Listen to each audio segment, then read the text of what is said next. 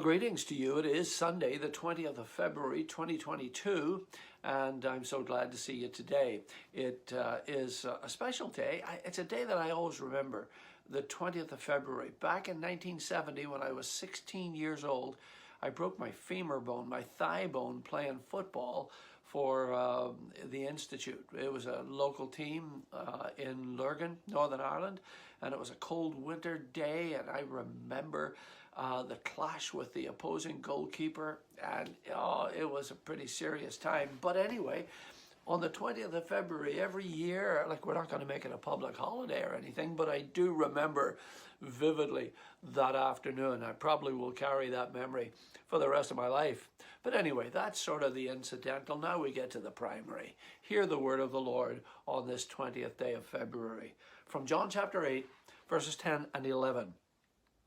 Jesus straightened up and asked her, "Woman, where are they?" Speaking of her accusers. "Has anyone condemned you?" No one, sir," she said. "Well, then neither do I condemn you," Jesus declared. "Go now and leave your life of sin." Jesus had gone to the Mount of Olives. It seems it was night.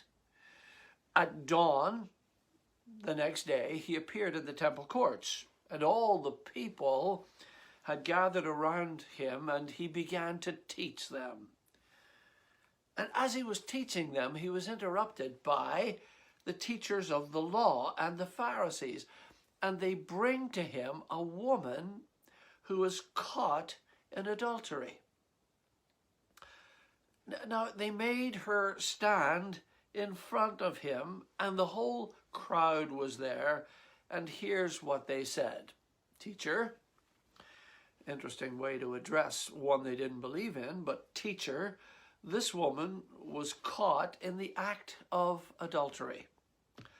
Now, that's an interesting thing to me. You talk about government being in the bedrooms of society. Well, I tell you what, here was a religious body that certainly must have been in the bedrooms somewhere, or at the very least peeking in through the window. It's interesting to me how they actually caught her in the act. And it's also strange to me that the other 50% of the violation was nowhere to be seen. Of course, he was the male version of it, and he's not there. You know, Jesus knew who the man was. He could have given him a name, he could have given the address, but he chose not to do that. You see, Jesus has wisdom enough to not make things worse. In the law, Moses commanded us, back to the narrative, in the law, Moses commanded us to stone women like this. Now, what do you say? They were using the question, even the reference to him as teacher, they were using it as a trap in order to have a basis for accusing him. It wasn't so much about the woman. I mean, yes, the woman had violated, but they were using her circumstance to trap Jesus. But Jesus bent down and started to write on the ground with his finger. And as he was writing, the accusers were talking. Can't you just hear them? They asked the same question over and over and over again, probably. What in the world, though, was Jesus writing or drawing in the sand? Couldn't have been anything of biblical significance, or it would be in there. We would actually have it in the narrative. It would actually say, as Jesus bent over and wrote in the sand, he wrote these words. The Bible doesn't say that. Could it be that he was actually writing yes or no to their request? Maybe, and I'm just using a little poetic license here, maybe he was drawing a heart in the sand, which would have been reference not only to his feelings towards the woman who was being accused, but to his accusers, because that is the message of Jesus. It is love. Maybe he was drawing the sign of a cross, because it would be through the cross that all people would be redeemed, even the woman caught in adultery, and even the religious offenders. Because you see, that's who Jesus is. He's a lover of mankind. Then listen to this. While they were still going on, while they were still talking, he straightened up, and his answer is both yes and no. Yes, go ahead. Go ahead, stone her. But wait. If any one of you is without sin, let him be the first to throw the stone at her. See, he was the only one who was entitled to actually throw the Old Testament stone, and he wasn't going to throw it. In fact, the only thing that he was going to throw was love and mercy and forgiveness. Then he stooped down and he started to write again. Now picture the scene with me. Jesus is writing on the ground. The woman is still standing there, public humiliation in front of everybody, the religious people and the people of the town. Wow.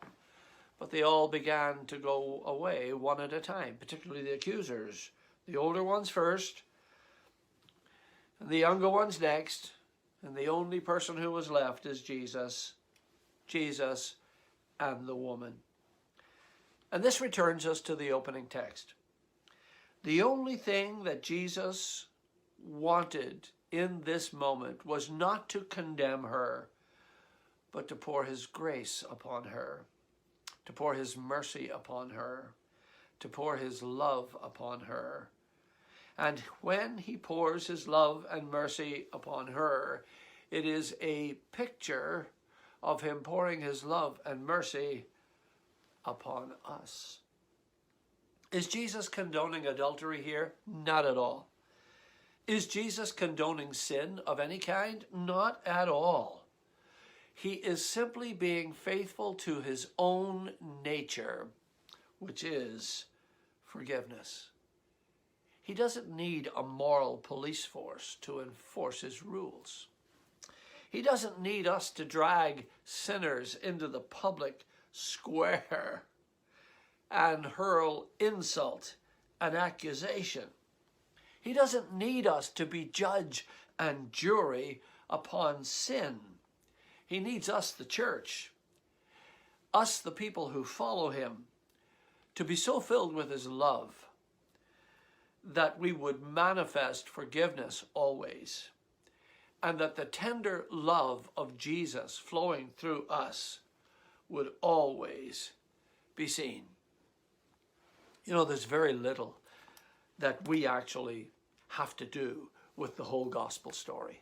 In Joel chapter 2, it's in the hands of the one who calls out to God and God. Listen, and this is something we need to really get a hold of. Anybody, everybody who calls upon the name of the Lord shall be saved. Oh, wow. Well, it takes us right out of the equation, doesn't it? We're not there. Salvation is not the job of the church. Salvation is the job of Jesus. Forgiveness is not the job of the church, except, of course, in our relationships with each other. But to forgive somebody for sin committed is the role of Jesus. We go to him with our sorrow. We go to him with our confession, and he forgives. Now, we do need to forgive one another, but that's not what I'm talking about here. We do not forgive people for sin. God does through his son, Jesus. And we do not save. God does through his son, Jesus. Anybody, everybody who calls upon the name of the Lord shall be saved. So let's put down our stones from the oldest to the youngest.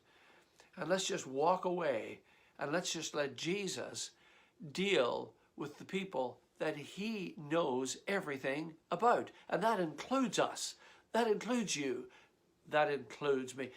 We need, I think, to do our job as the called out ones and the called ones of God. We're called the church.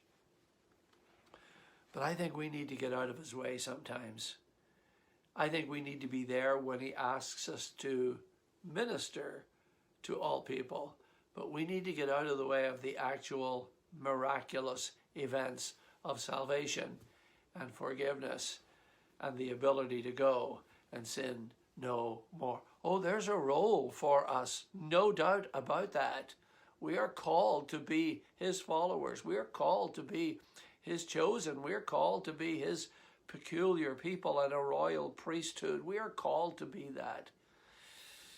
But let's not take on the responsibilities that God has for himself. Instead, with the hymn writer, out in the highways and byways of life where many are weary and sad, we carry the sunshine where darkness is rife, making the sorrowing glad. We tell the sweet story of Christ and his love. We tell of his power to forgive, and others will trust him if only we prove true every moment we live. Give as was given to you in your need. Love as the Master loved you. Be to the helpless a helper indeed, and unto your mission be true. Make me a blessing. Make me a blessing. Out of my life may Jesus shine. Make me a blessing. O Savior, I pray, make me a blessing to someone today. Lord bless you. Look forward to talking again next Sunday. Bye for now.